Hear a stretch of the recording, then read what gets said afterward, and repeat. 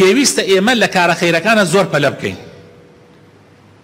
پێویستە لە کارە خەیرەکانە زۆر زۆر پەلە بکەین، نابێ کارە خەیرەکانی ژیانمان دوا بخەین لەبەر ئەوەی بکەوینە بەر ئەوانەی کە خوای تەعالا فەرمێ إنهم كانوا يسارعون في الخيرات ويدعوننا رغبا ورهبا. پیاوچاکان پێغەمبەرەکان ئەولیاکان زۆر لە خێرا پەلەیان ئەکرد، خێریان دوا نەئەخست، پەلەیان ئەکرد لا تؤجل عمل اليوم إلى الغد، کاری ئەمڕۆ مەخەرە سبەی، کاری ئەمڕۆ مەخەرە سبەی. ئینسانی مسلمان ئیشی ئەمڕۆ ئەیکا، ئیشی سبەی ئەیکا، دوای ناخە. ئیمامی ئەحمەد ئەفەرمێن لە تاخیرکردنی کارە خێرەکانە ئافات و نەکبەتیەکی زۆر زۆری تایە. خەڵکێک تێ پارەی هەیە ئەتوانێت بڕوا بۆ حەج، سبحان الله نایکا هەر ئەژێ ئەم ساڵ نا ساڵێکی تر، ئەم ساڵێکی تر نا 2 ساڵتر، کاتێک ئەزانێت مردن دێ یەقەی ئەگرێ یا زروفێ دێتە سەرا کە پارەکەی نامێنێ و ناتوانێت بڕوا حەجەکەی ئەنجام بدە. توخوا حیف نییە تۆ دەوڵەمەند بی و ڕێگای حەجیش کراوە بێت تۆ نەچی بۆ حەج، حیف نییە. زەکات کاتێ ئەمڕۆ ڕۆژی زەکاتە تەخیری مەکە بڵێ سبەی ئەیگەێن مەدەسی، ئەمڕۆ بیگەێنە، ئەمڕۆ بیگەێنە، لەوە ئەچی ئەمشەو بمری مناڵەکانت دوای خۆت زەکاتەکە نەدەن. ئیهمالی تیا مەکە، ئیهمالی تیا مەکە. ئەچی بۆ سەفەرێک کاتی نوێژ دێتە سەرا، سیارەکە سیارەی خۆتە، مەڵێ دەی ئەڕۆم تۆزێک سەعاتێتر 2 سەعاتتر خۆ کاتەکە ماوە ئێ لە ڕێگا ئەگەر وەرگێڕی کاکە گیان ئیهمالی تیا مەکە، یەکسەر بوەستە لە شوێنێکا کە گونجاو بێ و نوێژەکەت ئەنجام بدە، مبادرە بکە لە کاری خێرە، ئیهمالی مەکە. ئەمە لە ئەو کارانەی کە حەقی خوایە، ئەی ئەوانەی کە حەقی غەیری خوایە، يعني حقي عبدەکانی خوایە. خەڵکەیە قەرزاری فڵانە کەسە هەر ئیهمالیەکە و قەرزەکان ناداتەوە، کاتێک ئەمرێت دوای پێی نازان کەس و کارەکە یان ئیهمالی تیاکەن نایدەنەوە لە ڕۆژی قیامەتە بەو قەرزەوە ڕاتە بەردەمی خوای پەروەردگار. ئەی بۆ کاری خۆت ئەنجامی نادەی؟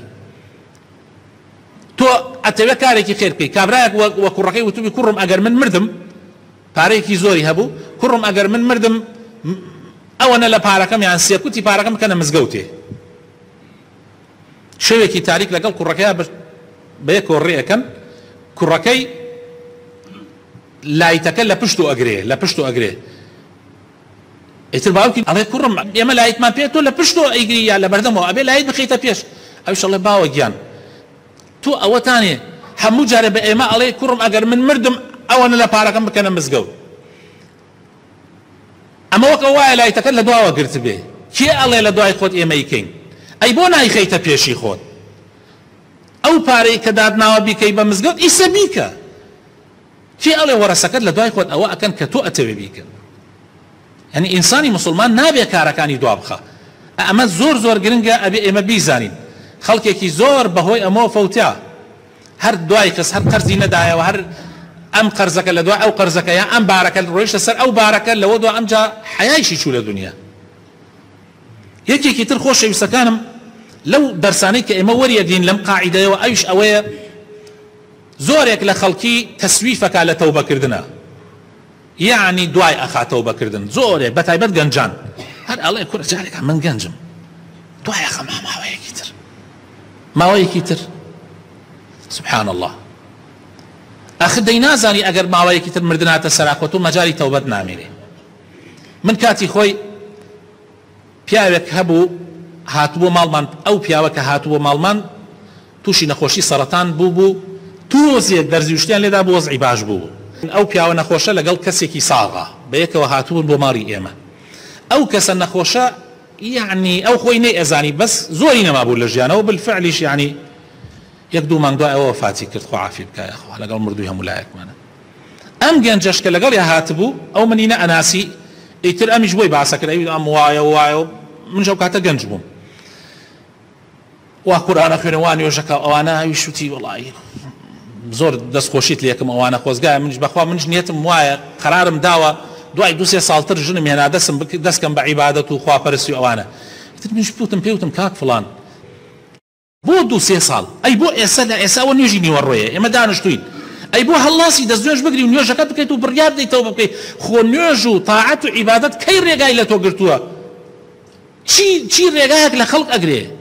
بالعکس زۆر ئەو خەم و پەژارە و ناڕەحەتی و خەفەتانەی کە ها بەسەر دڵمانەوە، والله ئەگەر نوێژ بکەین و بگەڕێنەوە بۆ لای خوا هەمووی ئەڕوێتەوە، هەمووی سعادة بختوري لطاعتي خوايا والله لمعصيتها نية والله لعرق خواردنا نية خلقان يكي لبرخات اوي عرق اخون الين خمو بجاريان يبوي لاتشي بلام نازان خفتكيان ابي بهزار خفت خلقان يك لبر اوي گناح اكن وتاوان اكن بون من جول موسيقى اقري بون من جول لاشي اقري لغوراني انواع واشكال رقا اقري تبر بو بختوري سبحان الله حتى بيباري قرصبي نازاني بختوري لغوراني ناشرعيه نيه بلكو لقران ايه نازاني بختوري لمعصيته على اخواتنا نيه بلكو لويا كانسان بقرته ولا اخوه وتمواي موضوع كان او خلقا زولا ليانت يتشوا تو بقري ولا اخوات زان كان استراحتك سبحان الله نقرايو دو ماني بيناتشو بيش نخوشك وفاتك توشي حادثه كاد لكلارا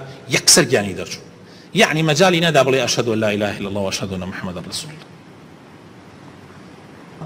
لو رجوتها امرو حركه عليك بما بيش عيكم زو الله منوك يعني حادثه روداوك ليداني ضل واستعدل بويا برزان بلبكين لك على خير كان معنا بلبكين خالي كي ترخوش يسكانم ك ايش گرنگه و پیوسته اما کار دنیای کان من اگر بو خوابی کن هموی به عبادت ایسا تو ایشکی کاسبی اکی تو وظیفه یک جبجی اکی يعني موظفي لشون يكا موچيك ورقري تو ديني تو بمنالكان تو كالبليان بو ديني تو جلوبرگيان بو ديني تو ماليان بو دروسكي جياني هاوسريان بو دابين اكي تو خزمتي هاوسركت اكي تو خزمتي باوكتكي خزمتي دايكتكي يعني همو امانيك كاري دنياين ظاهر اما اگر نيت خوابي ولا بر خاطري خوابي كي همو ابي بعبادت بود بويا گرنگه انسان نيتي خوي باكاتو والى ربك فارغب زور زور گرنگه